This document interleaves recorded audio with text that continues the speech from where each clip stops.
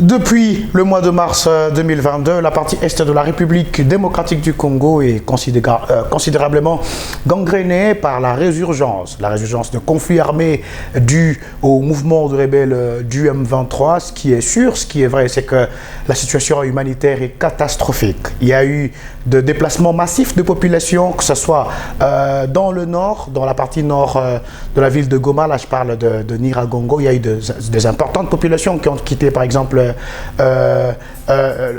Kibumba, le territoire de Rutshuru. S'il faut parler aussi du côté sud de la ville de Goma, il y a des populations venues de Massissi et consorts qui sont réfugiés dans les différents camps de réfugiés. Tout cela a créé une forme de situation humanitaire très dégradante, en tout cas moins favorable pour de populations. Alors pour aujourd'hui, madame, messieurs, nous allons parler de cette crise humanitaire, c'est-à-dire la situation de personnes affectées par cette importante crise humanitaire dans la partie est de la République démocratique du Congo. Et pour parler de cela, nous avons reçu pour vous un jeune humanitaire de nature, je me permets de le dire comme ça. Si vous ne le connaissez pas, ce sera une occasion pour vous de le découvrir. Alors, madame, messieurs, bienvenue à ce nouveau numéro d'entretien. Josué Mouneke, bonjour. Bonjour. Premier rendez-vous sur notre plateau. Pour nous, c'est un très grand plaisir de vous recevoir ici. Votre première impression? Le plaisir à partager. C'est pour nous aussi un moment de vous dire merci pour ce que vous faites. Parce que la communication, c'est notre quatrième pouvoir, qui est un aspect très important qu'on doit relever pour nous permettre bien sûr à sauver des vies à travers l'information. Et ces premiers mots, c'est seulement pour nous, c'est pas aux téléspectateurs qui sont en train de... Pour vous, c'est juste courage. Okay. Et bon courage. Ensemble, je pense qu'avec les temps, on saura s'appuyer, s'accompagner pour nous permettre de relever haut encore ce que je l'ai dit, notre façon de communiquer. Parce que la communication, c'est une arme. Et on doit entretenir l'arme pour que ça puisse bien fonctionner. Si l'arme n'est pas entretenue, vous pouvez être sur les champs de bataille et vous aurez beaucoup de difficultés. Et donc, vous travaillez dans un secteur très complexe qui mérite beaucoup d'accompagnement, beaucoup de courage. Merci. Merci. Alors, sur votre gilet, c'est écrit « Tous vers un Congo nouveau ». Je profite pour le dire, vous êtes coordonnateur. Je suis coordonnateur national. Coordonnateur national de l'ASBEL. Oui. Tous vers un Congo nouveau, comme c'est écrit sur votre gilet. Alors, tous vers un Congo nouveau, ASBEL, association sans but lucratif. S'il faut parler de ces mouvements de jeunes, je précise, qu'est-ce que l'on peut retenir d'une manière générale?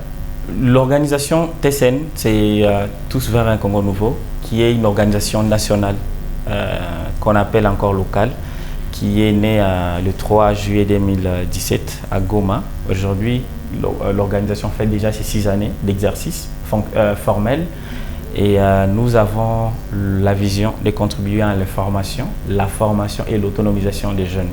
L'information, pourquoi? Parce que tout commence par le verbe connaître. La prise de conscience, les changements et ensuite la formation, parce qu'il faudra faire un transfert des compétences à la personne qui est informée et doit aussi être dotée des capacités pour être autonome. Et la suite, c'est l'autonomisation des jeunes. Comme nous sommes une organisation jeune et notre première cible, notre premier bénéficiaire, c'est le jeune, on pense qu'il est important d'investir dans l'information, sa formation et son autonomisation. Et là, on peut espérer à la relève ou au relèvement social. Ça c'est très bien. Alors, Josué Mouneke, moi je vous ai connu personnellement, ça fait à peu près 1 an. Et c'est depuis cette période que Josué Mouneke est par ici, Josué Mouneke de l'autre côté. On voit les affiches dans les différentes activités. Ce qu'il faut dire ici, que vous êtes ancien de l'université de Goma. Vous avez commencé votre cursus dans la précieuse faculté des sciences de l'information et de la communication jusqu'en 3e. Et après, vous avez changé. De même, vous êtes parti au développement rural. Question de lier votre profil, c'est-à-dire ce que vous êtes et ce que vous faites. Pourquoi, en fait, comment vous expliquez cette migration? C'est le goût de la diversité. Parce que nous sommes dans un pays où on a envie d'avoir un peu de connaissances. On ne peut pas, bien sûr, être expert dans un domaine, dans plusieurs domaines, mais on a quand même besoin d'avoir des informations dans plusieurs secteurs pour être un peu complet, quand bien même on ne peut pas être complet seul. Ce qui fait que j'ai commencé dans les SIC Et après, j'ai migré pour le développement rural. Donc, actuellement, je suis ingénieur en développement rural. Okay. C'est que j'avais besoin de travailler beaucoup plus en amont. Nous savons, lorsque vous finissez les bacs chez nous, la plupart des élèves qui partent à l'université ou aux instituts supérieurs ne savent pas pourquoi ils partent. Oui, nous avons été victimes. C'est par les influences et consorts. Tous étions indirectement ou directement victimes de cela. Nous sommes partis dans un domaine et après, ça nous a servi de beaucoup de choses. Et nous avons rassuré, bien sûr, de ne pas être perdants, mais de tirer parti essentiel pour que cela nous serve aujourd'hui dans ce que nous sommes en train de faire. Après, nous avons changé pour le développement rural parce que déjà, j'ai entré à l'université en 2017 et déjà j'ai créé mon organisation en 2017. Ce qui fait que j'ai eu vraiment des complications, j'ai eu beaucoup de retard pour aller à l'université. J'ai eu beaucoup de problèmes financiers pour aller à l'université. J'ai entré en Jean 1, j'ai créé l'organisation en Jean 1. Et ça a fait que déjà à Jean 1, toute ma classe était membre de mon organisation. C'est ce qui a donné un peu la force et ce qui m'a créé beaucoup de problèmes à l'université. Parce qu'il y a eu beaucoup d'activités que j'ai organisées qui touchaient toute la faculté de la communication. Et lorsqu'on était enfant, on sentait que ce n'était pas une organisation de l'université. C'était une autre chose. À part entière. Oui, ça nous a créé beaucoup de problèmes.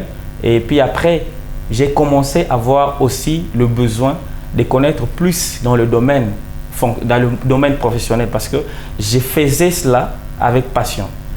J'ai commencé aussi à me former dans beaucoup de domaines liés au monde humanitaire. C'est là que ça m'a donné le goût, bien sûr, de me performer encore plus dans les développements. Et c'est là que j'ai embrassé la route de développement rural.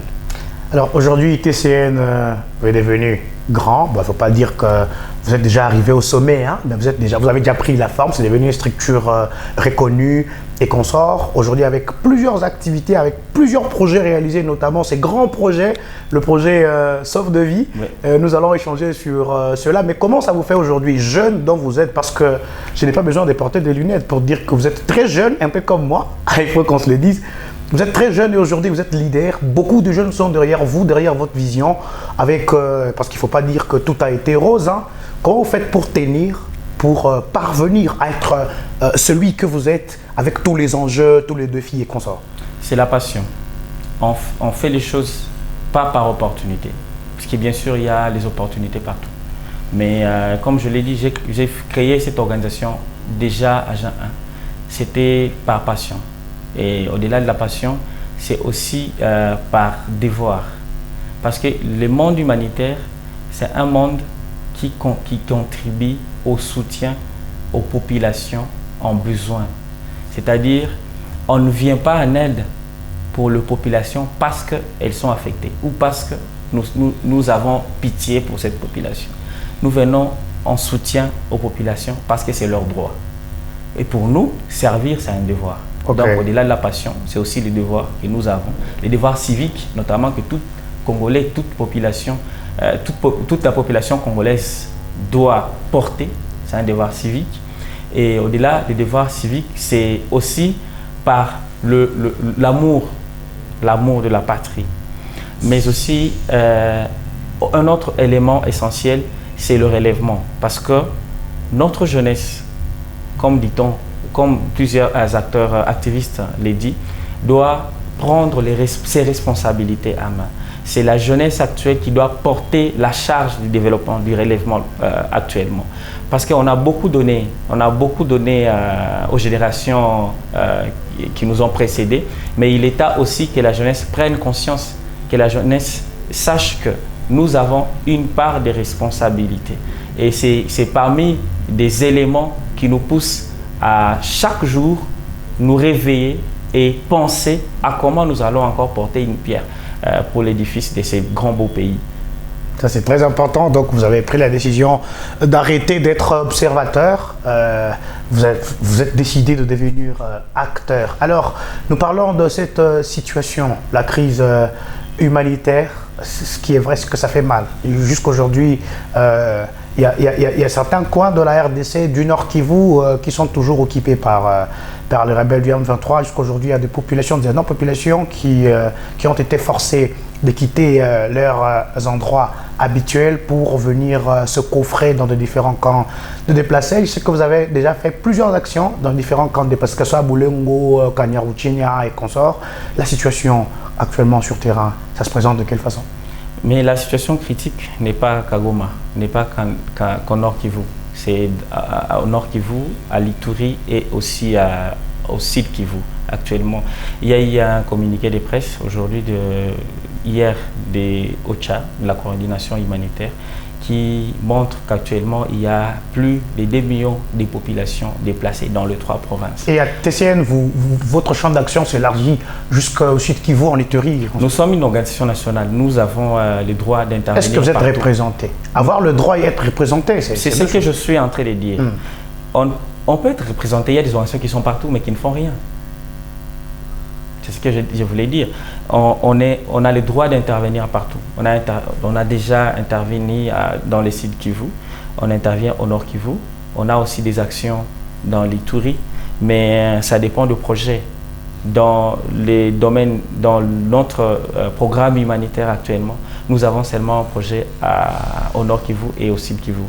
J'ai dit au Sud Kivu parce que le même projet qui existe depuis 2020 jusqu'à aujourd'hui, qui continue, a aussi des actions dans les années passées dans les sites Kivu. Donc, la situation critique, c'était la question actuelle, c'est que nous avons des milliers de populations qui sont hors leur zone de vie, leur milieu de vie aujourd'hui, à cause de la crise qui est liée au conflit, premièrement au conflit armé, qui est complexe par rapport à la crise au Sud Kivu, qui est liée aux catastrophes naturelles avec la situation décalée. Mais aujourd'hui, chez nous, au Nord Kivu et à l'Ituri, c'est par rapport au conflit armé. Et aujourd'hui, il y a déjà plus d'une année, il y a des populations, des compatriotes qui sont dans les camps des déplacés. Et ça fait déjà une année qu'ils sont là depuis la prise de Bunagana. Après, vers le mois de mars-avril, il y a des milliers de populations à Goma aujourd'hui. Des centaines de milliers de populations. Aujourd'hui seulement, à part les camps des déplacés de Mouja, on a 53 000 ménages dans la partie nord de la ville de Goma et de la partie sud également. Donc vous comprenez que c'est une situation qui est très très très alarmante, qui nécessite la prise en charge qui est holistique. Pourtant, actuellement, avec la situation, nous sommes aussi dans la phase électorale qui bouleverse beaucoup de choses. Et là, alors les acteurs humanitaires, nous avons un très grand rôle à jouer. Et ce rôle ne revient pas qu'aux acteurs humanitaires. Ce rôle revient aussi à chaque citoyen, de savoir qu'il y a des compatriotes qui sont dans des situations compliquées et que nous pouvons jouer notre rôle d'apporter du soutien à ces populations. Et donc, c'est question de tout le monde. C'est une responsabilité de tout le monde, de toute la population de Goma, de toute la population congolaise, de savoir qu'il y a une partie de nous, il y a nos confrères qui sont dans des situations critiques et il revient aussi de notre responsabilité de les soutenir. Alors, vous intervenez dans ces différents camps de déplacés, ici, même s'il faut élargir jusque dans le territoire de Calais, dans le Sud Kivu, c'est dans le cadre du projet Sauve de vie.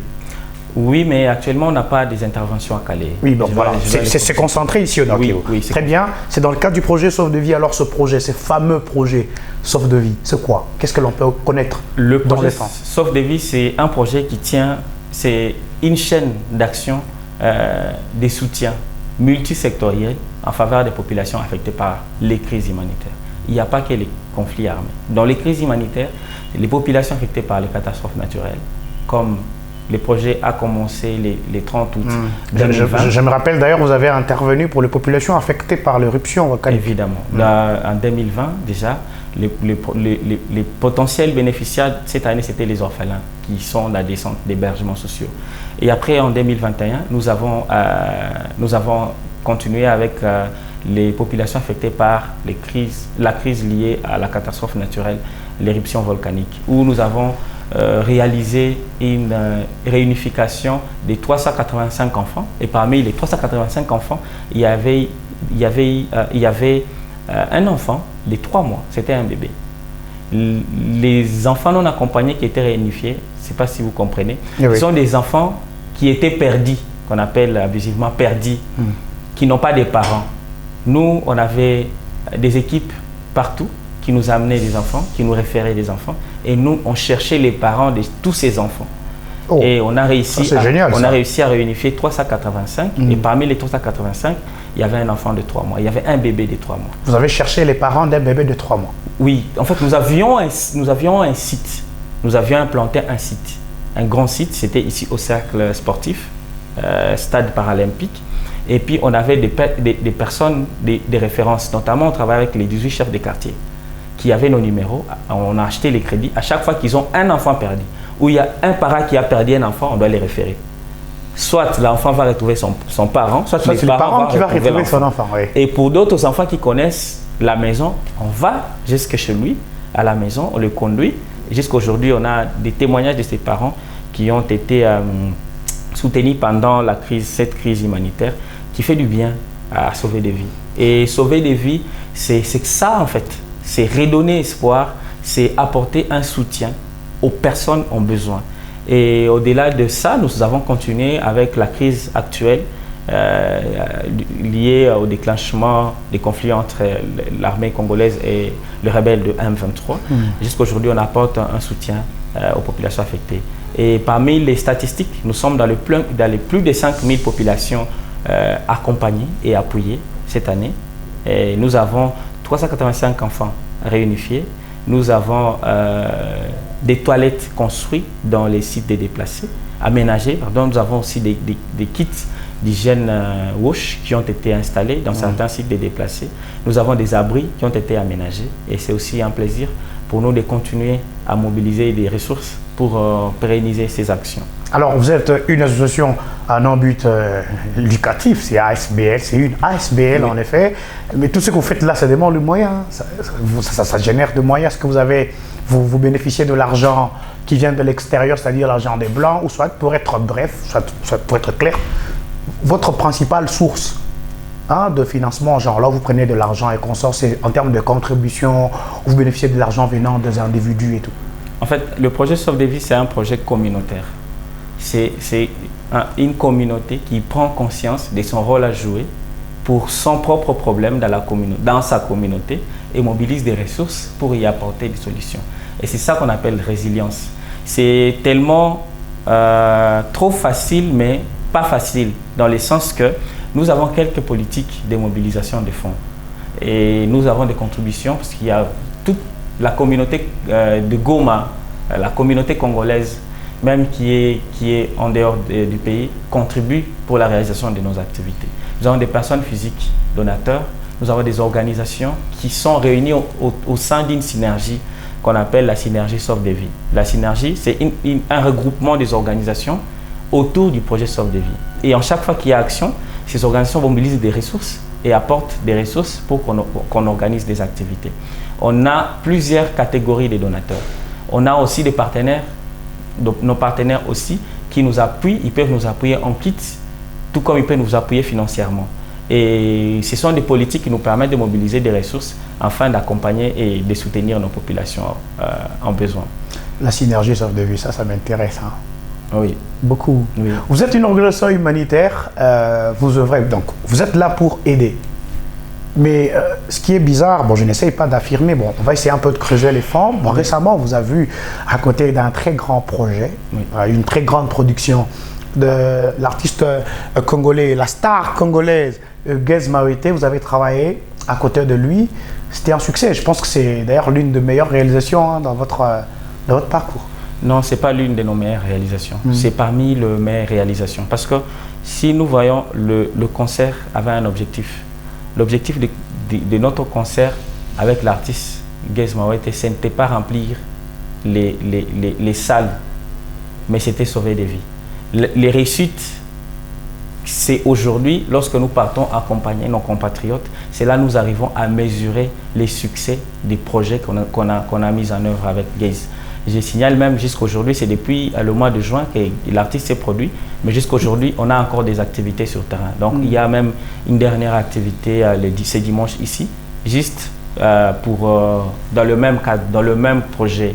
C'est là maintenant, c'est ça la grande satisfaction, c'est ça la plus grande réussite. C'est le fait que nos compatriotes ont été soulagés, leurs soucis ont été soulagés.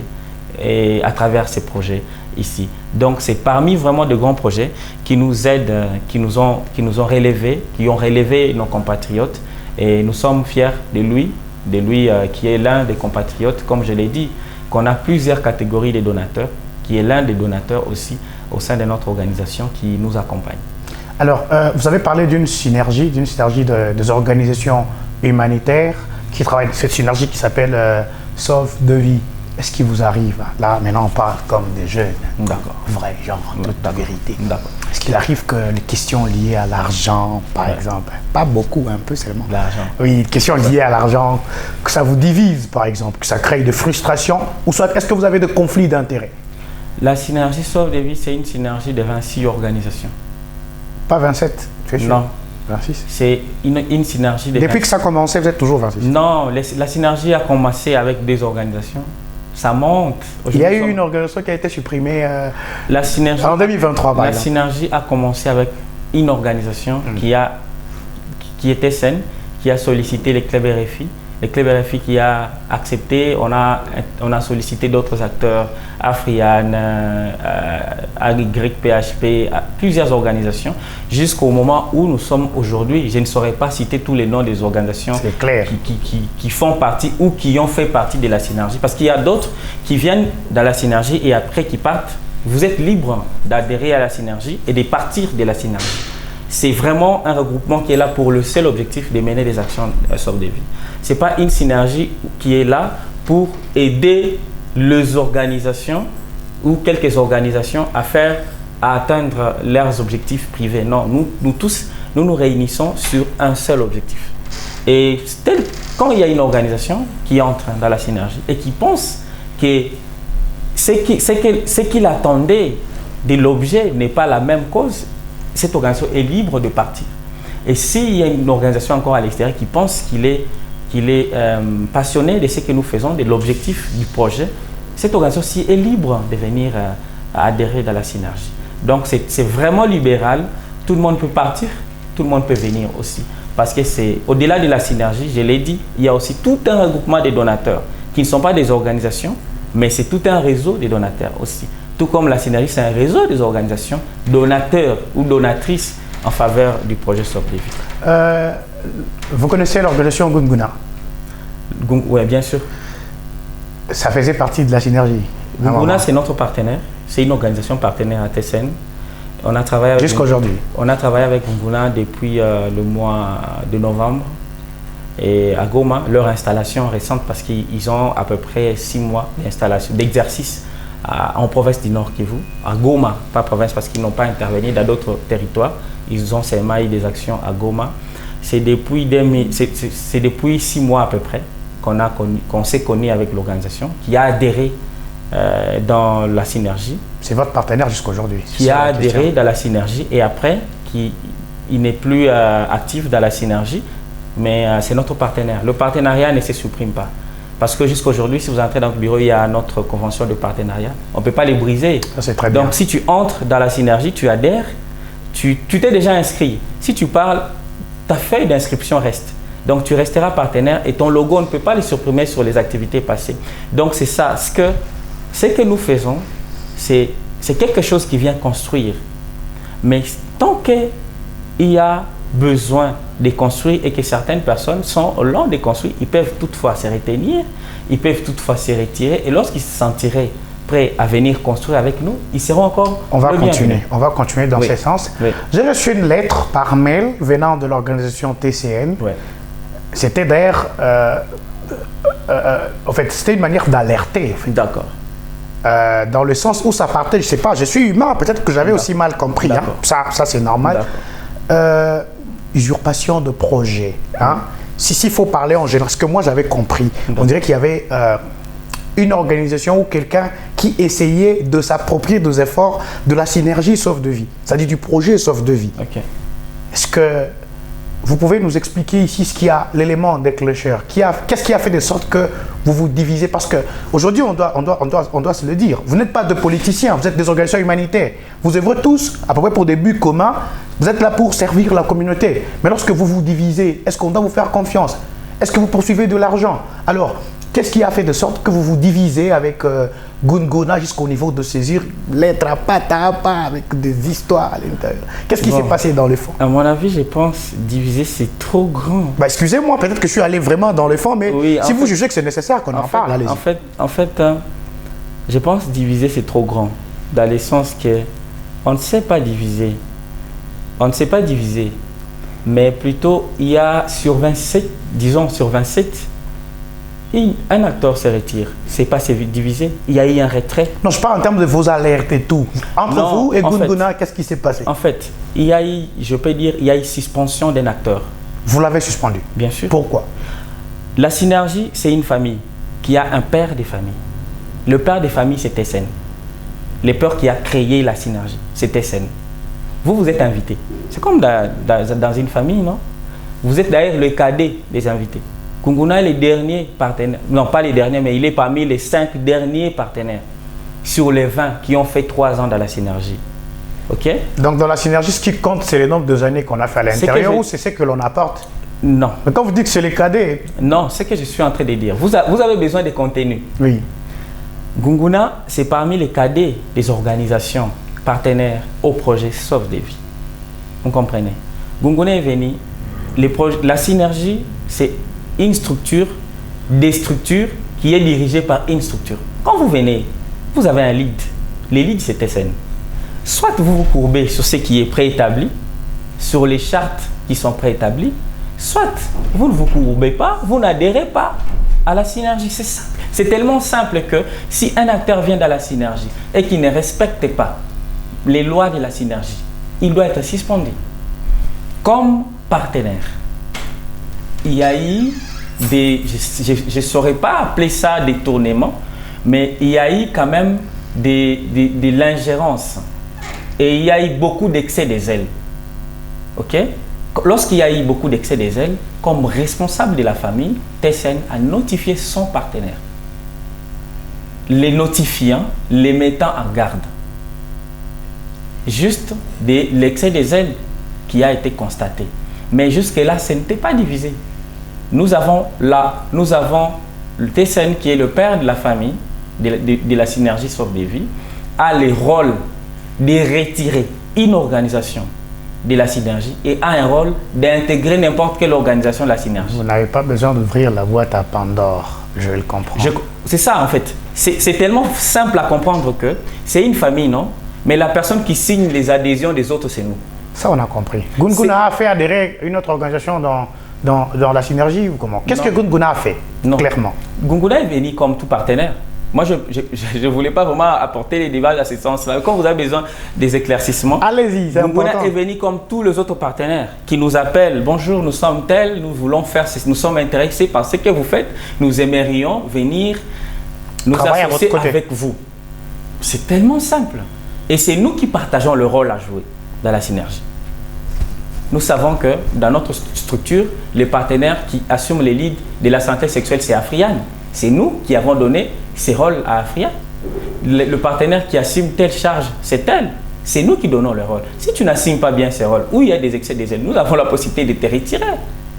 Et te retirer, ce n'est pas te retirer de façon informelle. C'est simple que de faire une correspondance. Et c'est ce qui a été fait. On a respecté la procédure administrative. C'est au-delà de l'attaque. C'est au-delà des interprétations. Ce n'est que la seule voie qu'on a respectée de communiquer avec le partenaire, l'informer que voici les rôles que tu devrais jouer, mais tu es passé outre de ton rôle et si vous continuez à faire ça, la synergie pourra faire ça. D'après les informations que moi personnellement j'ai entendues, parce que je suis journaliste d'investigation, j'ai entendu que Gunguna avait ramené un cop, hein, genre, voulait faire un projet presque similaire, ramener aussi de l'aide, voilà, et il fallait produire l'artiste et Nosbi pour mobiliser les fonds. Parce que TCN, votre structure et votre synergie n'a pas été engagée d'une manière directe, vous êtes fâché. Vous êtes insurgé contre Gunguna, c'est-à-dire vous avez voulu que au fait, cette production, hein, cette action qui voulait se faire après la production de Youssa Baloumé soit faite dans le cadre de votre synergie et non Gunguna comme lead. C'est ce qui vous a divisé. Et d'ailleurs, c'est ce qui a fait que lorsque vous avez vu l'opportunité du concert de Gez Mawete, vous êtes sauté dessus. Pour faire le contrepoids. Moi, je pense. Vrai ou faux? Moi, je pense que vous êtes journaliste d'investigation. Ça, j'ai dit ce que j'ai entendu. Oui, mais déjà, lorsque vous me dites que vous avez réussi une correspondance et puis après vous avez attendu, vous faites beaucoup plus confiance à ce qui a été attendu qu'à ce que vous avez lu. Je n'ai fait... Moi, je vais vous renvoyer... J'ai commencé par poser la question sur la correspondance. Bien sûr. Et je vous ai dit ce que j'ai entendu. Pourquoi je vais vous renvoyer dans la lettre? Parce que tout ce qui a été écrit, c'est dans ma tête. Allez lire au deuxième paragraphe. Il est dit ceci. Qu'en date du 7 mai, il y a une réunion à l'hôtel Bakanja à 15h. Et c'est la présidence de l'organisation qui est venue solliciter à TSN d'accepter que les projets organisent les concerts. Mais c'est le contraire. Allez lire la lettre.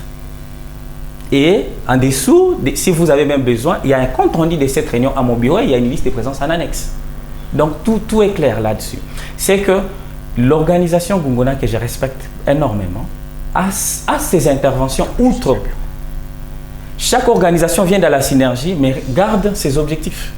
Chaque organisation est autonome. Vous êtes libre de faire un projet similaire, de faire n'importe quel projet. Sans le projet sauve des vies, il n'y a pas de souci. Mais lorsqu'on est dans la synergie, on fait un objectif ensemble et on fait une action ensemble. Ça n'a rien à voir avec ce que vous faites.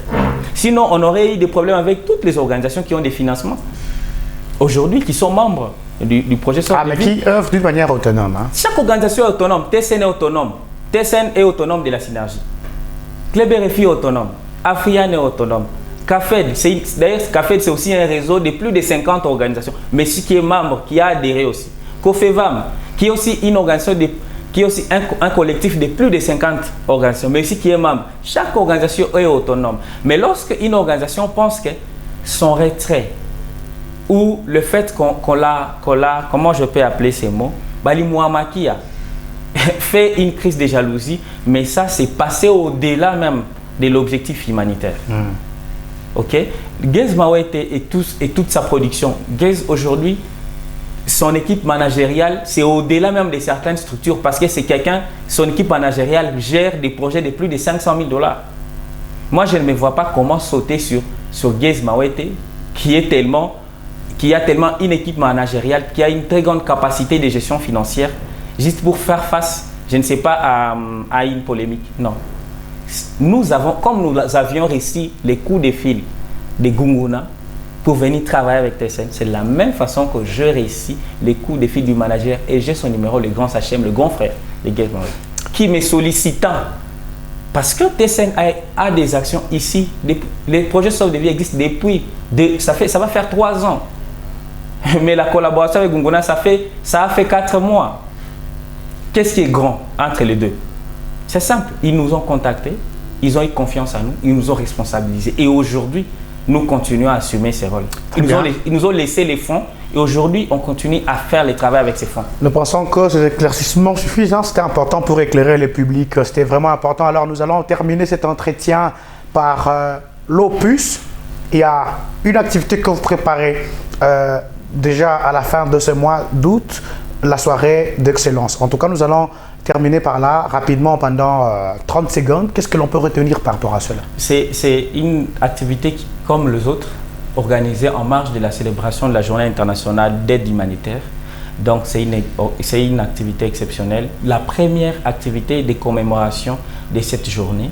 Et en mémoire de cette activité, nous allons remettre les prix de l'excellence à certaines personnalités publiques, privées et des organisations et personnes physiques qui militent pour les ODD. Ce ne sont pas des personnes qui ont impacté parce que chaque personne est brillante dans son domaine. Chaque personne se distingue dans son domaine. Mais quand même, nous avons beaucoup plus porté attention aux personnes qui militent pour l'atteinte des objectifs de développement durable. Et ils seront encouragés. Leurs efforts seront célébrés afin qu'ils continuent à fournir beaucoup plus des actions positives et innovantes pour nos populations affectées par les crises humanitaires. Merci Josué, nous sommes en train de finir rapidement. Votre mot de la fin par rapport à cet entretien, qu'est-ce que l'on peut retenir? C'est la responsabilité patriotique. Dans tout ce que nous faisons, chaque personne a un rôle à jouer. Et même dans notre domaine, il y a aujourd'hui les malinterprétations même du domaine. Il y a des organisations qui sont entrées, qui sont philanthropiques, mais qui s'appellent humanitaires. Ce sont des failles communautaires qui ne nous permettent pas à apporter le soutien aux populations tout en respectant les principes. Le domaine humanitaire, c'est tout un métier. C'est comme la mécanique. Il y a le principe. Et il faut savoir qu'on ne fait pas ce que nous sommes en train de faire dans le domaine humanitaire. Je l'ai dit, par pitié de nos populations. Non. Nous les faisons parce que c'est les droits des populations affectées. C'est là que je vais clôturer par faire un appel à la responsabilité patriotique, à chaque citoyen qui pense qu'il a les valeurs citoyennes à protéger, qu'aujourd'hui il y a nos compatriotes qui sont dans le besoin. Chaque personne peut apporter un morceau de pain pour que le soulagement des souffrances de nos populations soit effectif. Merci. Un très grand plaisir pour nous de te recevoir sur ce plateau, José. Évidemment, le plaisir est partagé. Madame, Messieurs, nous avons parlé de la situation humanitaire dans la province du Nord Kivu et ailleurs, comme vous l'avez compris, parce qu'il fallait parler de ce secteur, le monde humanitaire. Nous avons creusé l'effort parce que sur ce plateau, on est avec José Moneke, qui est le coordinateur national de Tous vers un Congo Nouveau, qui est une association sans but lucratif. Alors, si vous avez aimé cette émission, dites merci à Blaise Lissandela, bien qu'il est fâché contre moi parce que j'ai volé quelques de ses minutes. Je crois qu'il va comprendre. Lui, c'est le magicien. C'est derrière la caméra, mais également à la réalisation de cette émission. Dites également merci à toute la grande équipe de production d'MTTJ Télévision comme d'habitude. Quant à moi, je prends congé de vous. Je vous retrouve très prochainement.